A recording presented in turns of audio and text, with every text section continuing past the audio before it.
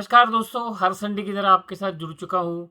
आप जानते ही हैं कि मेरा ये प्रयास रहता है कि मैं आपके साथ वो बातें करूँ, जो आपसे कोई नहीं करता है और ये बातों का मतलब यही होता है कि आपको आपकी बैंक चलाने में सहूलियत हो। You should manage your bank professionally और इस चैनल का मकसद है that we should be a compliant bank.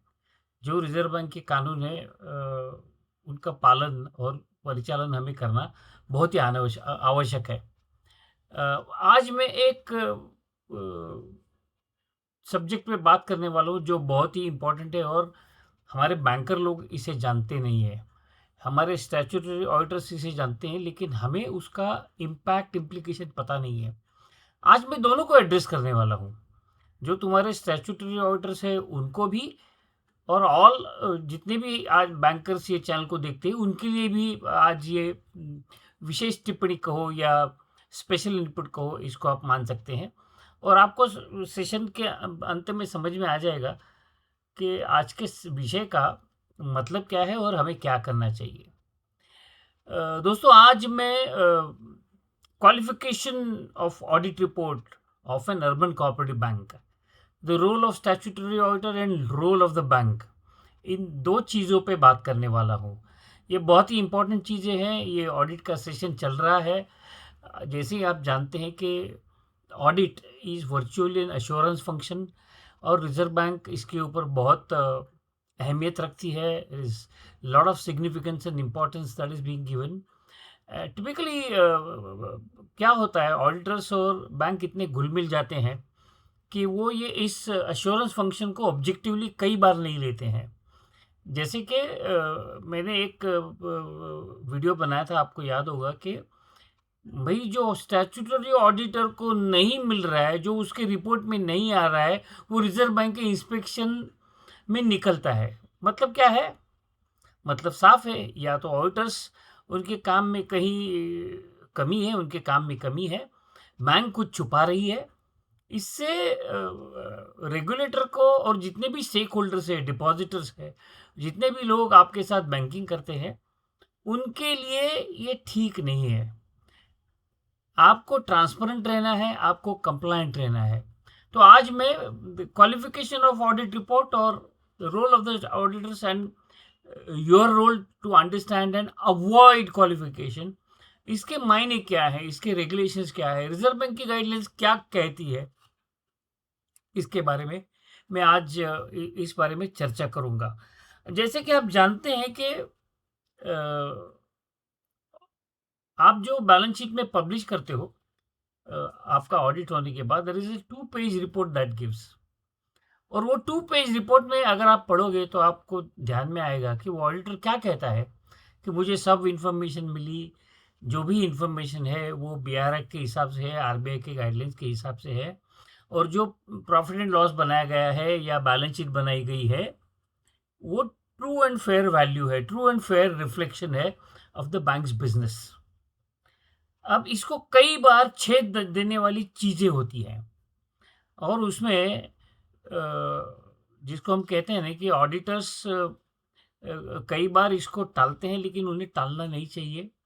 जिसको हम कहते हैं कि आपका ऑडिट रिपोर्ट क्वालिफाई करना। भाई क्वालिफिकेशन का जो मतलब हम नॉर्मली पकड़ते हैं ना, जो अच्छे तरीके से होता है कि भाई कोई ग्रेजुएट हो गया, कोई इंजीनियर हो गया, उसका क्वालिफिकेशन अच्छा हो गया।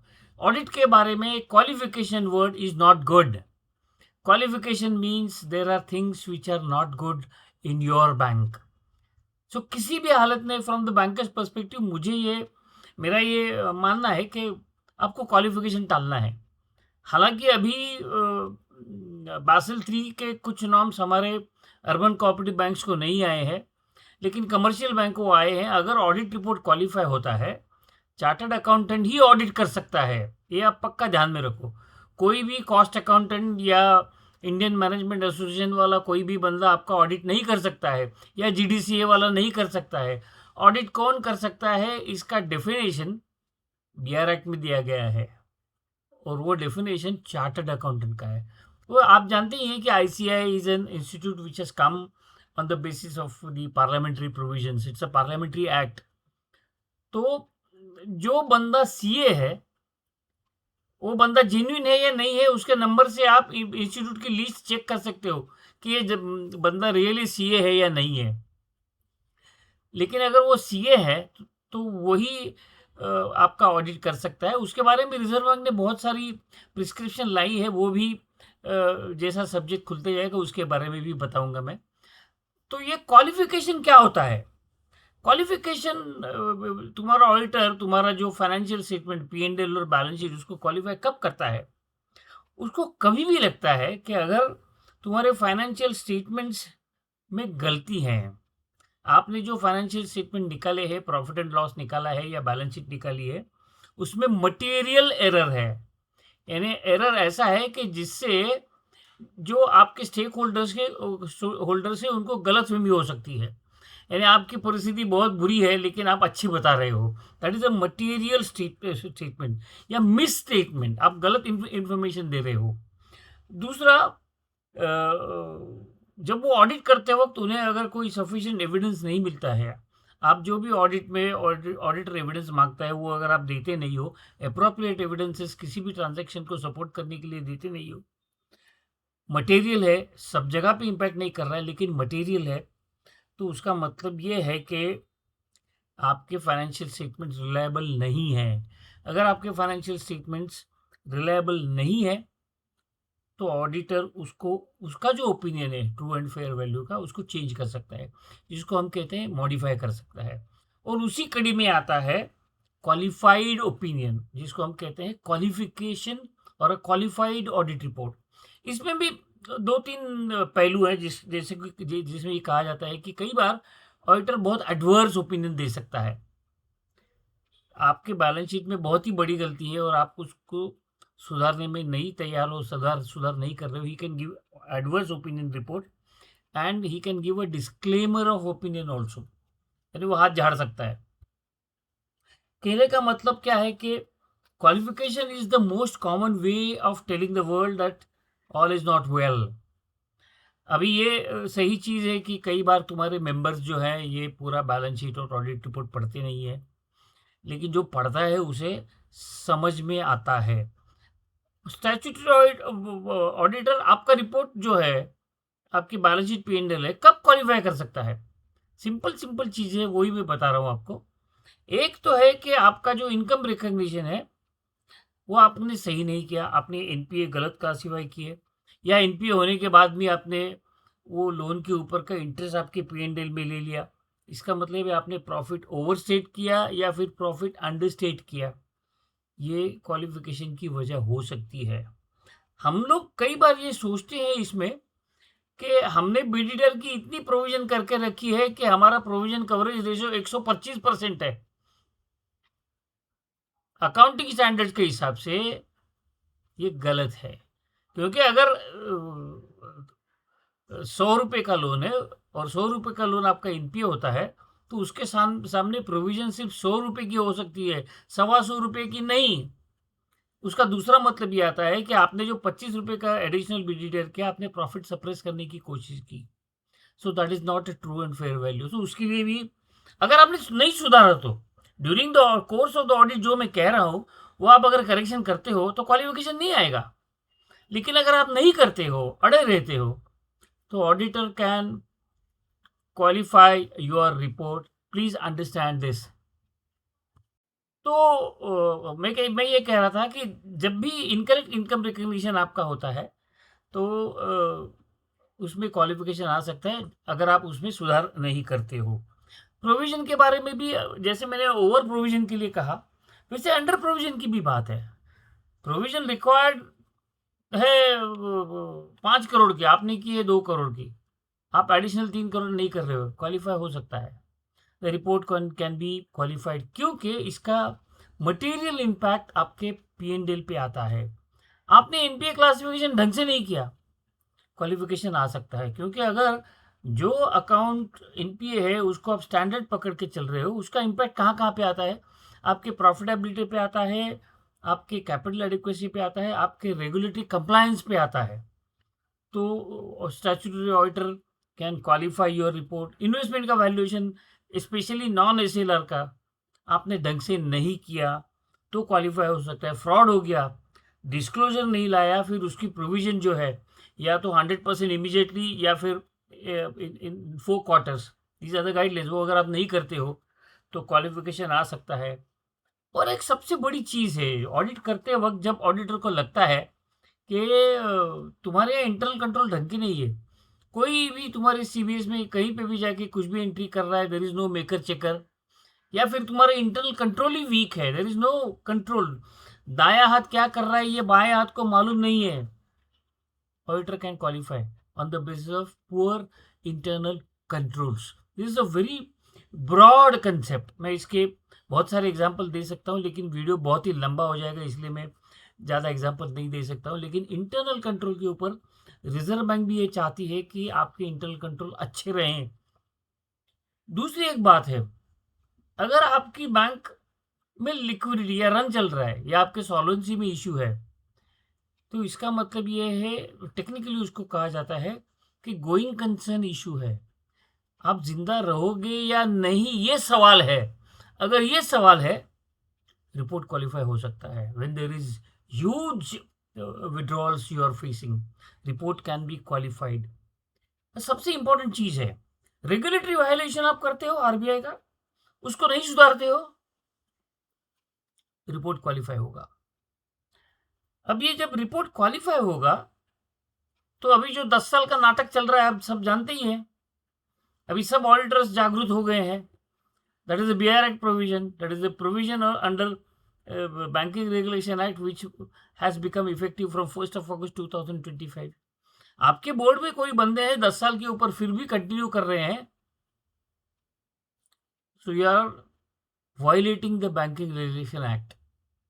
So if that is a violation, that can be qualified, that can be qualified. You have no defense कि भाई हमारे इलेक्शन होगा, ये करेंगे वो करेंगे, no, you have qualified violated the banking regulation act, तो वो क्वालिफिकेशन आ जाता है। कमर्शियल बैंकों में क्या है, बासेल 3 में क्वालिफिकेशन आता है डिविडेंड नहीं डिक्लेयर करना, period.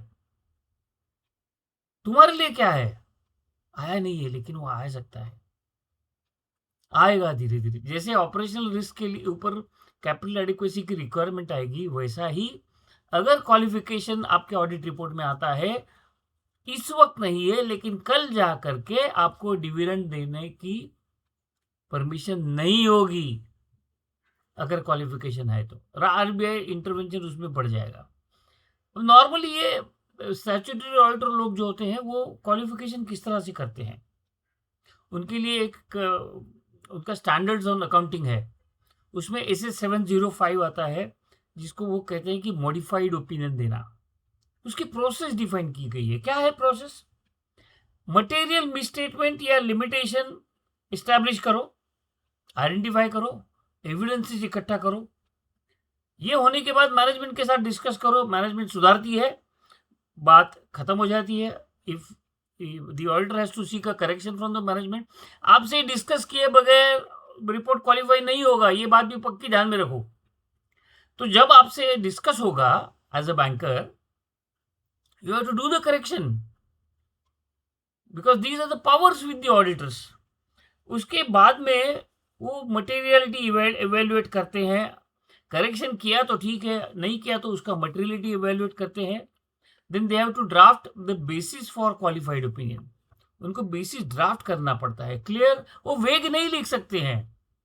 They have to describe the issue, quantify wherever possible, और wherever possible accounting standard या आरबीआई की गाइडलाइंस को उनको रेफर करना पड़ता है। उसके बाद में वो टिपिकली उनका जो ओपिनियन होता है उसमें मॉडिफिकेशन लिखते हैं।